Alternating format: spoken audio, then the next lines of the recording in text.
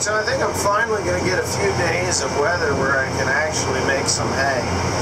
I've had to come down to this farm down here. This is where my grandfather was raised, actually, on my mother's side. It's still in the family. My great-uncle lived here until a year or so ago when he passed away. But my Aunt Anna May is still here, and we're farming it. So, it's sandy down here. It's got quite good drainage. It does have a little bit of a washing issue. But I'm going to show you what I'm doing here. This is actually, right where I'm working, is actually smooth brome. That's doing warm season grass. And if you can hear this John Deere mower complaining about what I'm mowing, it's 235 horsepower to the header, and it is just, it's taking about every bit of power it's got to cut this hay. So I'm going to get this off my face and you can see what it is. It is wind-blown flat, grown back up through, laid back down again on top of it, and it is just nasty, nasty stuff as far as to mow. When I say nasty, I say nasty kind of in a good way. This is going to be some productive stuff. I got to make these turns, but yeah, I mean, this stuff is rather amazingly heavy. What you're looking at is approximately 3 tons to the acre. I put down 175 units of potash and sulfur with a little bit of with ammonium sulfate, so it was like 12 extra units of sulfur, ammonium sulfate, with maybe 80 some odd units of potash to the acre, plus the, God, I want to say 15 units of sulfur to the acre. Really worked very well on the whole place. Plus we've gotten a shit ton of moisture. There goes look at a pair of foxes over there. Beautiful fox. Hopefully they pop back out in the field. They just came out of the cornfield there next door. No, that's not my corn. That corn belongs to a guy by the name of Rick Denby. He rents that farm there and does good work there. I see a for sale sign on the driveway, so I don't know if it's for sale or not, or whether somebody stuck that sign there or what the deal is. But anyway, yeah, where Dad's working, and you're going to see, I'm going to set this thing up on a tripod and you can watch me finish mowing this field, plus what Dad's doing on the other side. Yeah. It's really good. I mean, really good hay. I can't complain at all about the tonnage. He's barely able to move because he's in some thick stuff.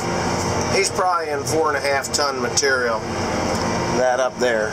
You can see with that, even with that grass seed header that he's rolling with, he's going pretty slow because he's having a hard time getting it to cut it.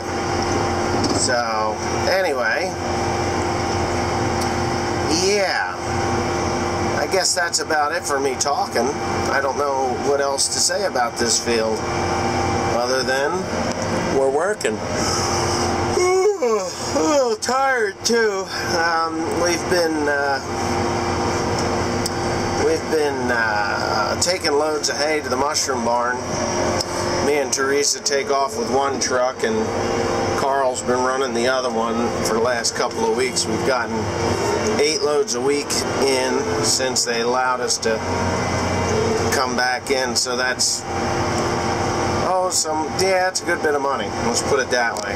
8 loads a week, and that'll get the money back in the coffers after 3 weeks of absolutely nothing at the one farm, and let's see, 7 weeks of absolutely nothing at the other. So I've been cut off for quite a while, and that puts a damper on the pamper when in the cash flow. And you know, when I'm paying my bills, but I like to have a nice little bit of a comfort zone, and I just don't right now because of fuel and everything else, parts and pieces, and the regular bills, electric and all that other stuff. So, But I guess that's enough of me yammering on about that. I'm moving around 9 miles an hour. Going this direction. I could go faster, I guess, but I'm not going to.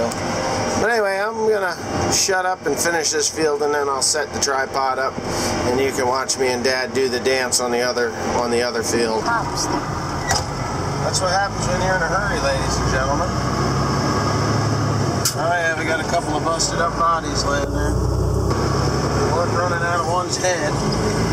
Holy shit! And I got that. You see the blood running down the road?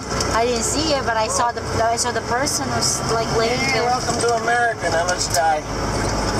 They look Jamaican, man. They had some bright colors going on and everything. Oh well. You know what? When you're on the highways, you got to pay attention. In the last couple of days, we have seen more asinine things. Actually, today hasn't been too bad, but yesterday and the day before was a nightmare. There was a bad one this morning, and driving in the wrong side of the road. Oh, yeah. On 31. Going up the wrong side of the road on Route 31. That's crazy. Crazy. And he puts his turn signal on to get into the right lane. I'm like, does this guy think he's in England or something? You know? Holy shit. Yeah, I guess. Yeah, that was interesting. Yeah, that was interesting. Ow. Oh, interesting to say the least. Oh well. All in a day's work. Okay, so I kind of had to put that clip in there because this past week of driving, we have seen just about every close call you can imagine. And the last part of this last clip, when we were talking about a guy going up the wrong side of the road on Route 31, well, it was a new style F-150 Ford truck. It was actually, I believe it was the same color as mine. But the guy, when I was going onto the highway, he put his turn signal on and moved to the oncoming lane. And there's a lane coming down the hill and 2 lanes going up at that section of the highway. And he stays there. No, actually, there's 4 lanes right there. 2 down, 2 up. So the one lane that's coming down is an exit lane, and it's just crazy. To me, it was just absolutely insane at that point. Well, I'm on the highway, and he's still in the oncoming lane, and where it's narrowing down to 1 lane, he puts his turn signal on, and he moves over, and then he's hogging up the whole right-hand side of that lane. But anyways, enough of that. The guy was clearly drunk. He went up about 2 miles, made a right-hand turn after swerving and doing some crazy stuff, and he was gone. I thought about calling the police on him, but you know what? Sometimes that's more of a hassle than not, and I just said to hell with it. But anyways, onto the grass that I'm cutting right here. This grass, you can see Dad at the top of the field, but this grass is warm season grass. If you have cool season grasses or invasives in these fields in the spring, they will actually choke this grass out. It is really hard to maintain warm season grass for any amount of time unless you let it go to seed or pollinate or whatnot. And you cannot cut it too close to the ground. So when you see me baling this thing in a couple of days, you're probably going to be like, oh, well, my God, you left half of it there. Well, the shit's 8 feet tall, thicker than thieves at the bottom. It is a 4 ton to the acre dry matter field. I mean, these fields, 4 or 5 tons this year. It's crazy heavy. I'm not going that fast. I'm only going around 7-8 miles per hour here, and Dad is doing the same thing because 235 horsepower. It's really pushing it hard, right up into the red on the meter, which I never do that. This is like the first year that I've had these issues, and this cuts rather easily compared to, say, second cut that's 4 tons to the acre. But anyways, with that being said, hopefully my father, he likes to cut things low, like really low. He gets greedy when it comes to this stuff, and I'm constantly yelling at him, tilt that thing back, tilt it back, for the reason... the main reason is, while this stuff is alive and actively growing, the heart of the plant is exposed up in the stalk quite a ways, like quite a ways, or what they call the heart of the plant. So if you cut it any lower than 6 inches, you're severely damaging its ability to regrow. And orchard grass is around 4 inches. Orm season grasses, they would like it to be about 8 inches left behind.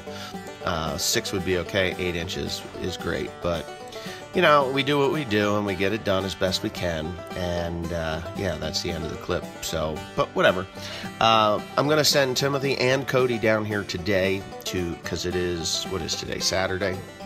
We are finally getting the warm weather that we need to possibly make a ton of hay, and I mean a ton of hay. I'm going to try and get in the next couple of days 1,000 bales of hay baled. I have one farm that has been mowed since, I don't know, not this past Monday, but the Monday before, almost 2 weeks, and it will be on the ground for 2 weeks because they have a wedding down there this weekend, and I can't do anything down there until the middle of next week or the beginning of next week. So I'm really kind of stressed out here a little bit. We've had a severe amount of rain. On the Tuesday I got back from the farm day. We baled in the afternoon, and that night we got 3 to 4 inches of rain in the matter of a couple of hours. It has made a severe mess. I mean, the hay is pounded into the grass is coming up through it.